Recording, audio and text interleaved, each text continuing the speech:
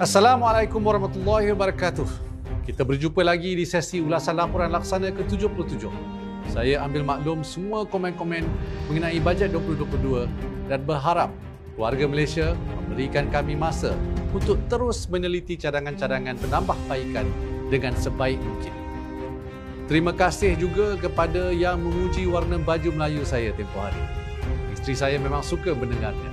Maklumlah, seperti kebanyakan suami, pemilihan warna baju Melayu ini saya serahkan kepada isteri saya. Bercakap tentang warna, ingin saya tekankan bahawa bajet 2022 adalah bajet yang buta warna. Bajet ini adalah untuk semua rakyat, tidak mengira negeri, bangsa, agama dan keturunan, serta kekal bersifat inklusif, mampan dan seimbang. Kerajaan akan memastikan tiada golongan tercicir dan semua akan mendapat manfaat bajet 2022 secara langsung atau tidak langsung. Ada tomahan bahawa bajet ini untuk Bumi Putra sahaja dan bangsa lain semuanya dipinggirkan. Saya ingin mengambil kesempatan ini untuk menjawab tomahan ini. Seperti yang saya sebut tadi, bajet ini adalah untuk semua. Sebagai contoh, Inisiatif Bantuan Keluarga Malaysia atau BKM dengan peruntukan 8.2 bilion ringgit bakal memanfaatkan 9.6 juta penerima keluarga Malaysia dari semua kaum, Melayu, Cina, India, Kadazan, Iban, orang asli dan semua yang memerlukan. Berdasarkan inisiatif semasa yang telah dilaksanakan, misalnya Bantuan Prihatin Rakyat atau BPR, penerima manfaat adalah dalam kalangan semua rakyat yang memerlukan. Dan ia hampir selari dengan peratusan populasi di Malaysia mengikut kaum.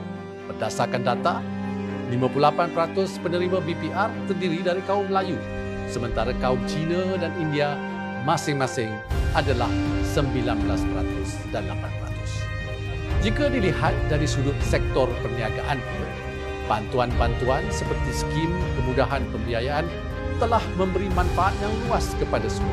Sebagai contoh, skim kemudahan bantuan khas kepada perusahaan kecil dan sederhana atau SRF dengan dana 10 bilion ringgit telah memanfaatkan lebih daripada 20,000 PKS dan lebih 80% daripadanya bukan Bumi Putra, selaras dengan pemilikan PKS di Malaysia.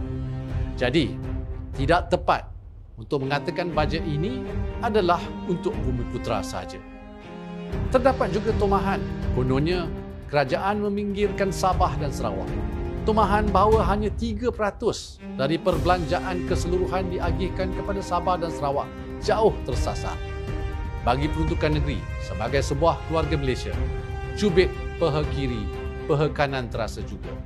Dan sebab itulah setiap negeri diberikan jumlah yang setara dengan keperluan masing-masing termasuk Sabah dan Sarawak.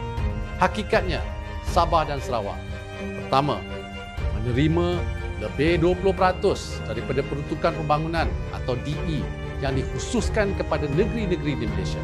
Kedua, merupakan penerima terbesar bagi pemberian tahunan kerajaan persekutuan kepada kerajaan negeri dengan jumlah peruntukan sebanyak 2.43 bilion ringgit atau lebih 30% merangkumi negeri Sabah sebanyak 1.16 bilion ringgit dan negeri Sarawak sebanyak 1.27 bilion ringgit. Ketiga, hampir 1.8 bilion ringgit daripada keseluruhan 8.2 bilion ringgit atau lebih 20% peruntukan bagi bantuan keluarga Malaysia adalah untuk manfaat kira-kira 1.7 juta penerima Sabah dan Sarawak serta bantuan bulanan kebajikan masyarakat yang juga merangkumi 20% daripada keseluruhan penerima di seluruh negara. Dan keempat, dari segi perbelanjaan mengurus bagi pengoperasian seluruh jabatan kerajaan, negeri Sabah merupakan negeri kedua terbesar dan Sarawak negeri keempat terbesar.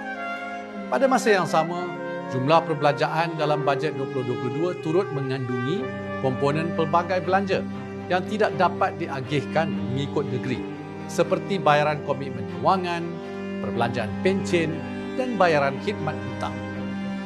Baiklah, tanpa melengahkan masa lagi, saya ada berita gembira yang ingin disampaikan buat keluarga Malaysia. Seperti biasa, laporan laksana ini adalah wadah atau saluran tentang usaha-usaha kerajaan membantu rakyat. dan pada kali ini sebagai penyampai maklumat tentang bantuan-bantuan yang berkenaan. Alhamdulillah, bayaran GKP sebanyak RM500 telah disalurkan kepada lebih 1 juta PKS Mikro mulai 23 November 2021. Bayaran fasa 2 ini melibatkan implikasi kewangan kepada kerajaan sebanyak RM500 juta. Secara keseluruhan, bantuan yang telah dan akan disalurkan di bawah GKP untuk tahun ini adalah RM6.08 bilion. Dalam bajet 2022, kerajaan juga ada sediakan dana RM1.8 bilion untuk peniaga kecil. Apa yang menarik, faedahnya hanya 0%. Maksudnya, cuma perlu bayar jumlah yang dipinjam, tak ada faedah. Bukan itu sahaja, boleh dapat moratorium sehingga 12 bulan. Jadi, lepas pinjam, setahun lepas tu baru mula bayar balik pinjaman. Siapa yang tak ambil peluang ini memang rugi. Pembayaran fasa 1 Bantuan Khas COVID-19 atau BKC telah pun disalurkan pada September lalu dengan peruntukan sebanyak RM3.1 bilion untuk hampir 10 juta penerima.